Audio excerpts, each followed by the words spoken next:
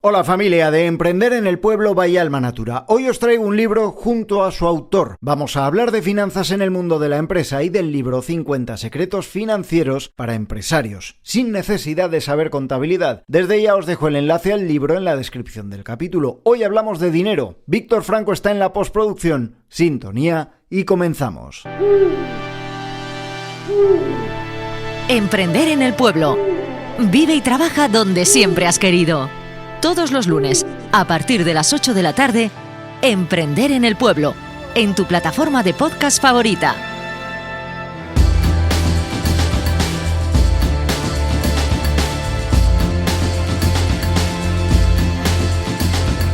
Recuerda suscribirte si todavía no lo has hecho y dejarme tus comentarios, bien en la plataforma de podcast o enviando tus sugerencias a través de hola@emprenderenelpueblo.com.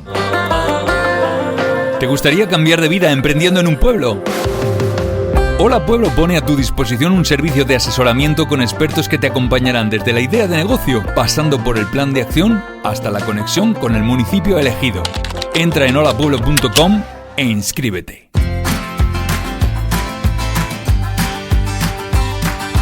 Nuestro invitado de hoy se llama Miguel Ángel Lacoma y se dedica a ayudar a pequeñas y medianas empresas a ser más rentables. Ha escrito un libro donde ha recopilado su experiencia con sus clientes. Así que nos puede servir de mucho en nuestra trayectoria como emprendedores. Además de los 50 secretos financieros para empresarios, le podréis encontrar en su podcast llamado Secretos Financieros. Así que vamos a conocer a Miguel Ángel Lacoma. Miguel Ángel Lacoma, ¿qué tal? ¿Cómo estás? Hola Pablo, muy buenas. Gracias por venirte a Emprender en el Pueblo. Hoy vamos a hablar contigo de finanzas para emprendedores, para montar negocios, pero también tienes tu podcast y también tienes un libro, que es por el que nos conocimos, que es 50 secretos financieros para empresarios, y me gusta mucho el subtítulo, sin necesidad de saber contabilidad. Cuéntales a nuestros oyentes quién eres y qué cosas haces, porque te estás posicionando muchísimo en la divulgación acerca de todo lo que tiene que ver con el mundo de las finanzas. Miguel Ángel Lacoma es un ingeniero agrónomo frustrado.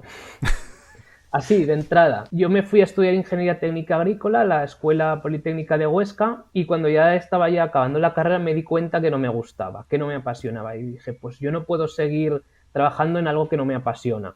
Entonces me fui ya a la rama de la empresa, a la rama de empresariales, las finanzas de la empresa, que sí que me gustan, me apasionan, y entonces ya estudié ADE. Y a partir de ahí es cuando me dediqué a la pasión que tengo de ayudar, porque mi pasión es ayudar a gente que lo necesita, y qué mejor que en algo que me guste, que es como son las finanzas de empresa. Llevo ya desde 2015 ayudando a diferentes empresas de diferentes sectores a tener unas empresas más rentables, más solventes y sin problemas de liquidez. He escrito hace unos meses el libro 50 secretos financieros para empresarios, donde recojo 50 casos de trabajo con mis clientes para exponerlos al público. Es mi forma de ayudar a más gente todavía, ¿no? No solo a mis clientes a los que puedo dedicar una atención más completa, sino para que estos aprendizajes que tenemos mis clientes y yo puedan servir al gran público en general a través de este libro. Y te has lanzado al formato audio también. A raíz del libro, porque yo soy una persona que cuando viajo, cuando paseo, cuando cocino, me gusta ponerme un podcast, y entiendo que va a haber mucha más gente que le guste el formato podcast. La semana pasada estuve hablando con un amigo y dice, no, es que yo cuando voy en el coche también me pongo podcast. Y digo, pues bueno, pues hay gente que prefiere escuchar a leer, o simplemente que quiera aprovechar su tiempo de desplazamientos, de ocio, para formarse. Pues es una forma más de hacer llegar el mensaje de las finanzas aplicadas a la empresa a todos los públicos, que no haya que ser un experto contable para entender lo que aquí se trata. Sí. ¿Por dónde deberíamos empezar para tener unas nociones básicas de finanzas antes de meternos en el jaleo de montar un negocio? ¿Qué cosas deberíamos tener en cuenta? ¿Cuáles son para ti los ingredientes básicos desde el punto de vista financiero antes de ponerte a montar un negocio desde cero? Siempre hay que tener en cuenta, y es mi opinión, qué gastos fijos vas a tener, y entre ellos incluir tu sueldo, porque como hemos hablado alguna vez, Pablo, hay que comer. Mientras emprendes, mientras tienes un negocio en marcha, hay que comer, y entonces en los gastos fijos entraría ya de entrada nuestro sueldo, nuestro salario, que nos tiene que permitir pues vivir, porque si no tenemos, es que para vivir tendremos que dejar nuestro negocio, perder todo lo que hemos invertido además y volver a empezar en otra cosa o buscar volver a donde estábamos. Porque una mala decisión financiera o una mala planificación puede hacer que una buena idea, que un negocio con buenas perspectivas, pese a todo, no funcione. Por supuesto, sí. Primero tenemos que conseguir, se dice, ¿no? El capital inicial, la inversión inicial. Sí, pero una vez que la tenemos, eso será un gasto fijo que tendremos que tener en cuenta a lo largo de los años, pero sobre todo tener presente que nosotros tenemos que vivir, tenemos que tener nuestro sueldo. Eso es un fallo bastante común. Como bien sabrás, sí. Vamos a seguir, si te parece, los bloques de tu libro, porque me parece que la estructura en bloques de 50 secretos financieros para empresarios merece la pena ser seguida. Y ahí iríamos al primer punto, que es: conoce tu situación financiera y planifica cuáles son los objetivos que tienes. Sí, primero conocer la situación financiera es como el punto de partida, tiene que ser la línea de salida. Si vamos a correr una carrera y no sabemos dónde empieza, difícilmente podremos llegar al final. Es saber dónde estás, qué situación financiera. Y por situación financiera, lo que decíamos antes, el capital inicial, si lo has puesto tú, es una financiación que tú tendrás que recuperar con el tiempo. Pero si has pedido financiación ajena a un banco, por ejemplo, o a un fondo de inversión, a lo que en pie necesites, ten en cuenta que eso te va a lastrar para siempre, la situación financiera inicial, para siempre en tu proyecto, o para muchos años. Está claro. Y luego, pues, los objetivos, dónde quiero llegar. Sí que en el principio tienes que tener clara la línea de salida, pero también dónde quieres llegar. También se traduce con un presupuesto de objetivos, un presupuesto financiero, un presupuesto económico. ¿Qué tengo? ¿A dónde voy? ¿Y qué necesito para poder hacer todo ese camino, no? Por supuesto. Hay una parte que es la parte mental. Alguna vez lo hemos comentado en este podcast, incluso la parte mental, y ahí ya sí que me voy al quinto bloque de tu libro, el mindset, la mentalidad de los emprendedores, de los empresarios. ¿Qué influencia tiene esa mentalidad en la consecución de objetivos? Y no hablo ya de cómo vaya la empresa a nivel de ventas o a nivel de clientes. Hablo de cómo se manejan esas finanzas. Pues el carácter de una persona sí que tiene mucho que ver en si es más conservador, si es más prudente, si es más ahorrador o si es más dinámico, más comercial, que le gusta salir a vender. Yo creo que es algo imprescindible, ¿no? El que te guste el salir a vender. Yo soy un perfil más conservador, que me ha costado arrancar, ya llevo muchos años en mi proyecto emprendedor también, y al final llegan las ventas, pero si no tienes desde el principio ese carácter comercial, tienes que forzarte y hacerlo. Si no hay ventas, o sea, tienes que asumir que tienes que vender. Y eso es una mentalidad clarísima que cuesta de crear. Además, en estas culturas, esta cultura española que tenemos, o mediterránea, ¿no? Que se dice que es más enemiga de la venta, de la parte comercial. Como no tengamos esta mentalidad de las ventas, es que vamos a tener que cerrar el negocio en la semana de empezar, porque no habrá ingresos. Hay dos cosas que están muy feas, ¿no? Que afortunadamente está cambiando, que una es hablar de dinero y porque siempre ha sido un tabú, ¿no? Y hablar de dinero y preguntar sobre dinero estaba muy feo. Y la otra, que yo creo que viene determinada porque hay un cambio, ¿no?, en la forma de vender, que es que parece que esté feo intentar venderle algo a alguien. Es que es lo que dices, reclamarle su dinero. Se juntan las dos cosas, vender es reclamarle su dinero. Y un negocio sin ingresos es que no se sostiene financieramente ni económicamente. Por muy buena financiación, sí, una ronda de financiación para emprender mi proyecto, la he conseguido, otra ronda de financiación, pero si no hay ingresos, la primera ronda la podrás conseguir, la segunda me tomó tiempo. Hay que tener muy claro la mentalidad de que hay que vender porque si no el negocio no se sostiene. Tratar de facturar como sea, obviamente con buenas prácticas desde el primer día. Y vendiendo algo útil y que le sirva al que se lo vendes, no vender humo. Esa es otra. Miguel Ángel, en tu larga experiencia en temas financieros, me imagino que has visto de todo y muchas veces pensamos, cuando alguien acaba de llegar al mundo de la empresa, del emprendimiento, que tiene mucho por aprender. Cuando llevas una cantidad determinada de años, hay cosas que ya no te pasan. Y has contado en alguna ocasión alguna anécdota interesante sobre empresarios ya con su cierta trayectoria, con empresas de unas dimensiones importantes que de vez en cuando pues meten el pie en el charco. Cuéntanos algunas de esas anécdotas que son ilustrativas y que pueden servir para hacernos una idea, ¿no?, de que por un lado nadie está a salvo de pegarse una metida de pata de las fuertes y por otra, a veces empresarios que han tenido mucho éxito lo han tenido pese a no hacer demasiado caso a las finanzas. Y esto es que viene muy relacionado con lo que estamos hablando ahora de la mentalidad. Hay veces que por querer crecer en el negocio, en cuota de mercado, en vender más, es que se hacen barbaridades. Y me acuerdo de una vez que me llegó un comentario: no, es que yo tengo que facturar 3 millones porque así me pasan de departamento en el banco. ¿Qué más te da? ¿Qué más te da que te atienda una persona u otra? Si lo importante es que cada venta te genere un margen para poder pagar tus gastos fijos. No es que tengas que vender 3 millones. Si te llegas a 2.900.000 y estás suficiente, pues es suficiente. No te refactures cosas para que te trate otra persona en el banco. Si es que da igual, si es que el servicio del banco te lo van a dar igual, ¿sabes? Aunque te entiende una persona o otra.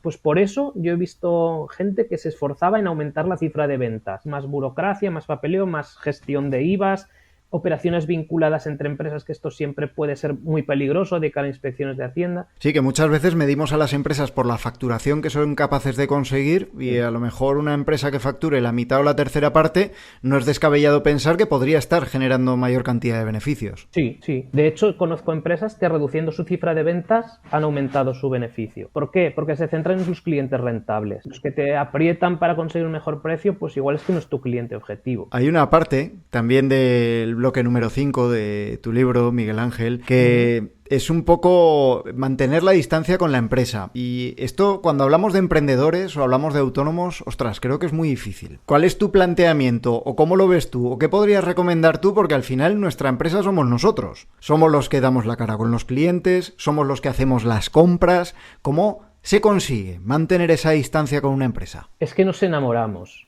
Es algo muy quizá narcisista, pero estamos tan enamorados de nuestro proyecto que nos enamoramos de nosotros mismos, y hablo por experiencia, es un caso, el mío, es mi caso concretamente, que piensas que todo el mundo te va a llamar, tú siempre te lo vas a hacer bien, y no siempre todo el mundo te va a llamar, o sea, no te va a llamar nunca, prácticamente nunca tienes que ir tú a llamar, y te puedes equivocar y que tu idea que tú la veías genial no sea tan genial como te pensabas. ¿Qué te ayuda a verlo? Pues sobre todo el tiempo.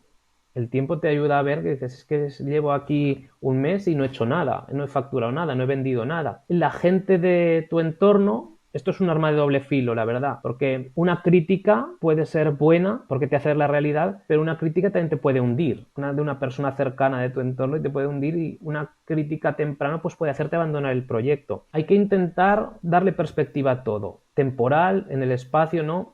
Intentarte verte desde fuera qué estás haciendo. Y sí, sobre todo es sostenible lo que estás haciendo. ¿Cómo se plantea en ese día a día el decir voy a ver las cosas desde fuera cuando al mismo tiempo, Miguel Ángel, nos cuesta mucho recibir una crítica, asumirla y sacar la parte de enjundia, la parte que es importante de esa crítica? Porque muchas veces yo me encuentro con personas a las que les cuesta mucho reconocer cualquier fallo o ver su realidad de manera objetiva, y a mí al primero. Cuesta tanto que al final, hasta que no te llevas el primer tortazo, es que no te das cuenta de que lo que estás haciendo no funciona. Y a veces es lo que te hace darte cuenta, porque si muchas veces no aceptas las críticas de los demás, cuando tu proyecto es una cosa y tú eres otra, son cosas completamente diferentes, que tendrán puntos en común, pero son cosas diferentes. Y esto empieza porque te gusta tanto una cosa que tú te quieres dedicar al 100% a este proyecto. Y al final te piensas que tu proyecto eres tú cuando no, cosas separadas. Como suelo decir también en algún capítulo de libro, contabilidades separadas, la empresarial y la familiar o doméstica. Hay que llevar un control independiente de ingresos y gastos. De ahí la importancia del primer punto que hemos comentado, ¿no? El salario del emprendedor. Qué buena es esa. Poco común además, sobre todo cuando se empieza, porque muchas veces el autónomo tiene un par de cuentas, que una es la de casa y otra es desde que te pasan la letra del coche o la hipoteca a donde te ingresan tus clientes. ¿Sería una de las primeras recomendaciones? El tener cuentas separadas y llevar una contabilidad exquisita de lo que es personal, de lo que es empresarial. Sí, yo de hecho tengo diferentes cuentas, una que es personal y empresarial, hay una que es empresarial, otra que es personal, y otra la de casa, que la tenemos allá a medias con mi mujer, es por dar el ejemplo, ¿no? Pues yo manejo pues en el día a día 3 cuentas. Es la manera de que el negocio sea capaz de generarse a sí mismo liquidez, no porque tú te dejes de comer 3 días tu negocio vaya mejor. Eso que no sea una trampa. ¿Con cuentas separadas? Pues sí, yo lo hago y sí, lo recomiendo. Sí que también puede tener un mayor coste porque los bancos te quieran cobrar por tener más cuentas, porque si no tienes la bonificación de las comisiones porque no domicilias la cuota de autónomos o porque los impuestos la tienes y no coinciden en todas las cuentas, todos los requisitos que te quieren poner, pues a lo mejor tiene un coste, pero yo creo que vale la pena asumir esas comisiones del banco. Para tener una contabilidad, claridad. Claro, así ves todo lo que entra, todo lo que sale, totalmente limpio de polvo y paja. Correcto, y cada cosa a su cosa. Claro, porque nos hacemos muchas trampas al solitario. Me imagino que eso también lo has visto, Sí, ¿no? sí, yo me las he hecho también, ¿no? ¿Conoces ejemplos de empresarios que se hagan un poco esas trampillas? Cuéntanos un poco de Mira, a partir de tu experiencia vital y profesional. Una vez me encontré una empresa del sector de la logística que le estaban llegando unos recibos de gasóleo de calefacción, unos recibos, unas facturas de gasóleo de calefacción y de una academia de inglés. Digo, bueno, pues pueden ser gastos que... No, dices, no, es la calefacción de mi casa y la academia de inglés de mi hija. Digo, hostias, ¿qué tiene que ver esto con el movimiento de la logística? Dice, bueno, pues que los meto porque los pago desde esta cuenta que en la personal no tengo dinero. Yo creo que es lo más salvaje que he visto, ¿no? Que la hija no estaba vinculada a la empresa, era estudiante y le estaban pagando los estudios con la cuenta de la empresa. Y además es gasto fijo, lo que te decía antes, es un gasto fijo que cada mes caía, y a la hora de hacer planificación financiera pues nos distorsiona todo tener un gasto que no se corresponde con la actividad. Claro, luego viene Hacienda y te dice, majete. Eso ya tendrá, sí, otros problemas. Además de los fallos en la planificación, vendrá Hacienda y querrá saber que esto no es deducible, te dirá.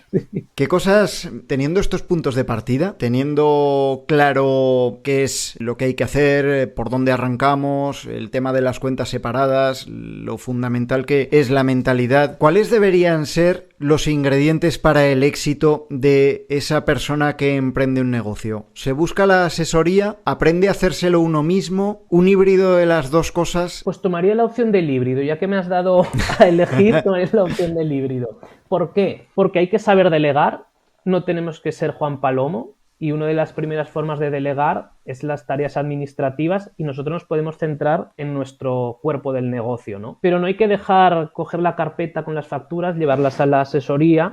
Bueno, que yo lo hago, ¿eh? Yo cojo la carpeta con las facturas y las llevo a mi asesoría y ellos se encargan de hacer las liquidaciones de impuestos, de IRPF, de todo, ¿vale? Pero este es un paso. Tú tienes que tener tu libro de facturas, de gastos, de ingresos, ir controlando mes a mes qué está pasando. Esto no es obligatorio. Lo de hacer los impuestos sí es obligatorio. El libro de facturas, pues seguramente te lo hagan también en la gestoría, porque es obligatorio y es una obligación legal que hay que cumplir, ¿vale? Si no, mucha gente ni eso haría, me imagino.